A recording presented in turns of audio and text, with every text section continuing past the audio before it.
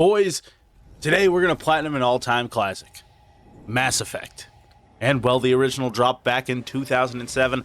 Never actually got around to playing it until last year with the Legendary Edition, which actually remastered the entire trilogy back in 2021.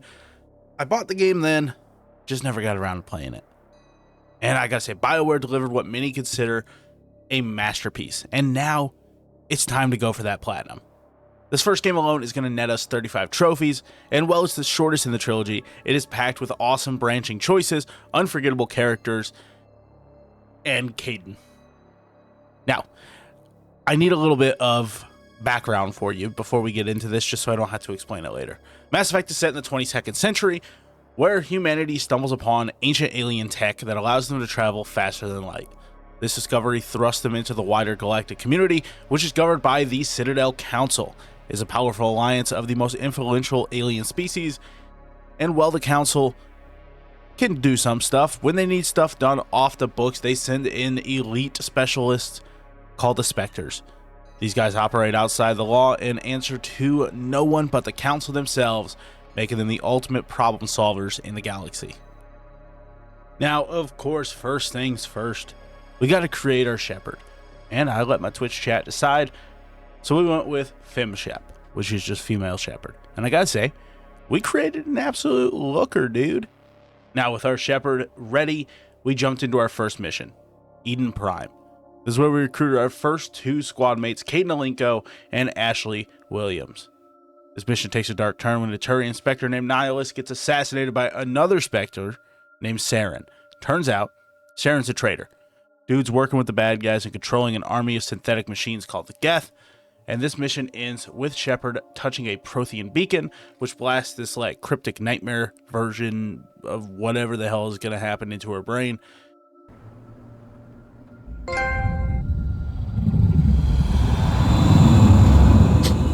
And while we found evidence against him, we recruited our next three squad mates. Garrus, who's a Turian CSEC officer, and let's be honest, the ultimate bro. Rex, which is a Krogan mercenary and the ultimate badass. And finally, Tali Zora, who is a Quarian tech genius who not only uncovered a critical piece of evidence against Saren, but is confirmed the Normandy's best girl. Exposing Saren's treachery gets us promoted, making us the first human Spectre in history, and gets us trophy number 2. Training. Anderson, come with me. Beautiful! To set all this up. There it is, we are a Spectre now. About time. And now it's time for our first missable trophy. This is for collecting all the primary council, extinct, and non-council races in the Codex. This one is actually really easy to miss because of two specific entries. First is the Geth, which you have to talk to Ashley on Eden Prime. The second, you need to ask Captain Anderson and Nihilus about the Protheans before going to Eden Prime. Beautiful! We got it! That means we can go back to our actual playthrough of Mass Effect. Now from here we start stacking squad-related trophies. We unlock 2 trophies at the same time, one for completing 5 missions with Ashley, and the other for completing 5 missions with Kaidan. Now this also happened right as we recruited our next squad mate, who is the Asari scientist Dr. Liara Tassoni. We hit an uncharted planet for trophy number 7, and then snagged our first ability-based trophy by using Biotic Throw 25 times. Now these squad trophies are going to keep rolling in because we got 5 missions with Garrus, and then 5 missions with Liara.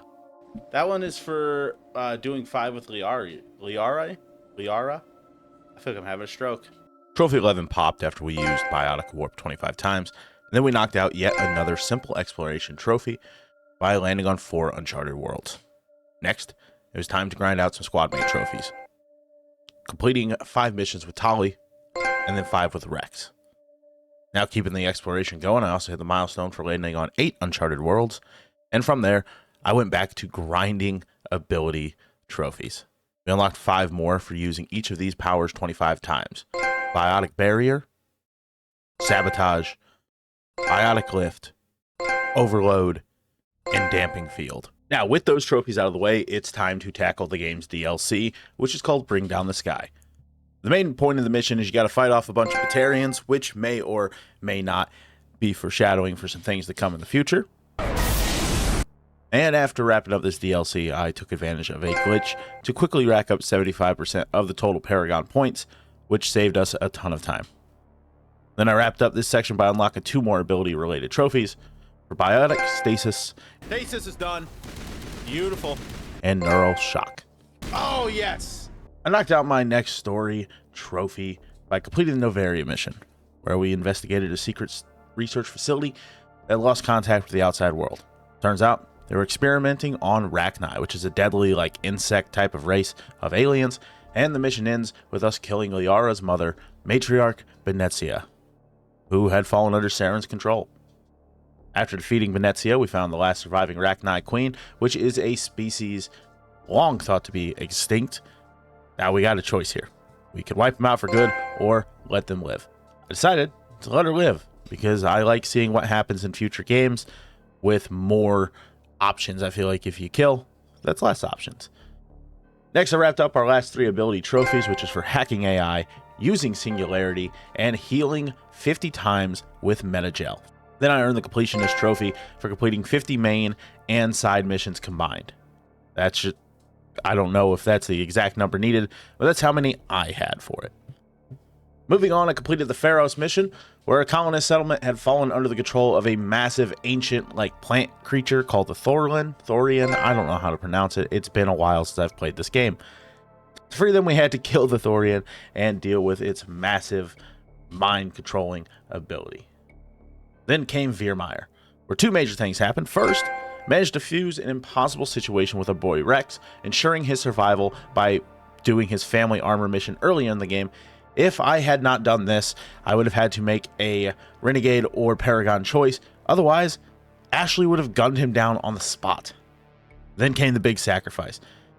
I chose to let Caden Alinko die so we could save Ashley Williams instead. Now, I'm going to be straight with you guys. I chose this for one reason only, because Caden is boring. I'm kidding. I just like Ashley more. She was my OG romance whenever I first played the game, so I felt more of a connection to her than Caden. Now, this mission also reveals that Saren ship isn't just a ship, it's a full-on sentient machine called a Reaper. These are an ancient race of synthetic machines that want to wipe out the galaxy to reset it, and they've done it before. Next, I completed the Ilos mission, where we followed Saren to a lost Prothean world and uncovered a secret mass relay that led straight to the Citadel. Now, this is going to be our last chance to stop him before he could set his final plan in motion. And finally, I confronted Saren. I kicked his ass, decided to save the council, even though they spent, most of the game ignoring everything I said. And to wrap things up, I made sure Captain Anderson took a well-earned spot on the council, securing humanity's place in galactic politics and not giving it to dickhead Udina. Now, with that, the Platinum Trophy was in fact mine. Ambassador, Captain, Commander And there it Shepard, is, boys. The Platinum achieved. we have gathered for Mass here Effect. to recognize the You'll love to enormous see it. contributions of the Alliance Force. Now, as always, I want to give my final thoughts on the game. But I gotta admit, it's kind of hard to judge it without looking at the trilogy as a whole. That said, I'm going to do my best. In my opinion, Mass Effect is a great foundation. It's a great starting point, even if it's arguably the weakest entry in the trilogy. I'm not counting Andromeda because that's, I've been told the gameplay at least is good. Listen, the world building in this game is phenomenal. Every character feels fleshed out, even little bitches like Udina and side characters like Joker, who, by the way, is the best pilot in the galaxy, and Seth Green is phenomenal. So let's keep this as brief as I can, because I've kind of already been on a bit of a tangent. Let's get to the rating. I'm sure everybody cares what I think about games, but I'm going to give it a solid 8 out of 10. It's a great game. It's got great writing, fun little gameplay there. I can't wait to continue the franchise. Speaking of, if you guys want to see me grind out more platinums like Mass Effect 2, Mass Effect 3, I'm currently working on Assassin's Creed Shadows, Red Dead Redemption. We got a lot of options. GTA 4, which is kind of crazy to think that I'm doing that. Come hang out over on Twitch. Link is down in the description, or just twitch.tv/thatguysage. Let me know in the comments which platinum you would like to see me do next, or at any point in the future. And as always, please smash that like button, subscribe, and as always, I love you boys, and I hope to see you soon.